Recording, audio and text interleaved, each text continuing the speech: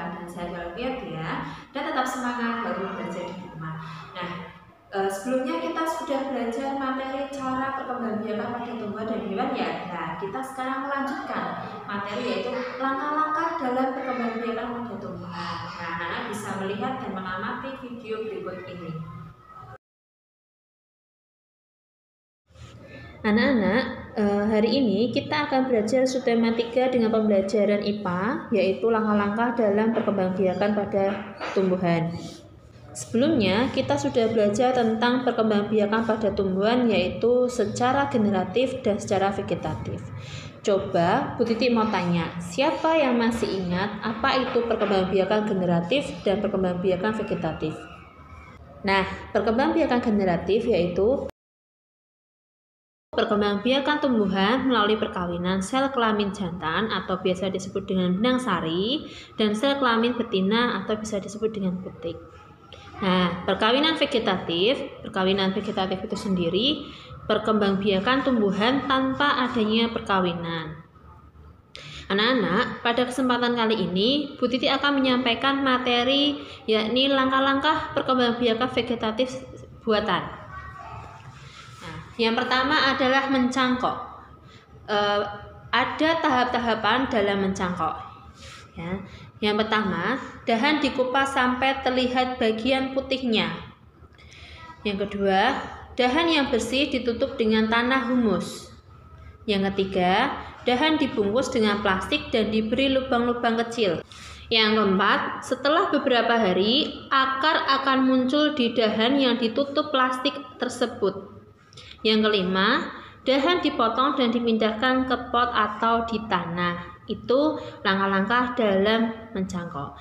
Pada perkembangbiakan mencangkok memiliki kelebihan. Yang pertama, berbuah lebih cepat dibandingkan jika ditanam dari biji. Yang kedua, memiliki sifat yang sama dengan induknya, akan tetapi memiliki kekurangan. Kekurangannya yang pertama adalah akar tanaman kurang kuat. Yang kedua, umur tanaman lebih pendek. Selanjutnya, perkembangbiakan vegetatif buatan yaitu stek.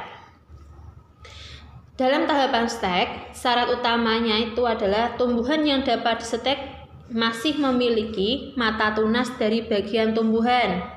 Nah, beberapa tahapan stek. Yang pertama, dahan dipotong dan dipindahkan ke pot atau ditanam hasil potongan tersebut di tanah yang subur. Kedua, akar akan muncul dari batang dan tumbuh menjadi tumbuhan baru. Perkembangbiakan vegetatif buatan menyambung.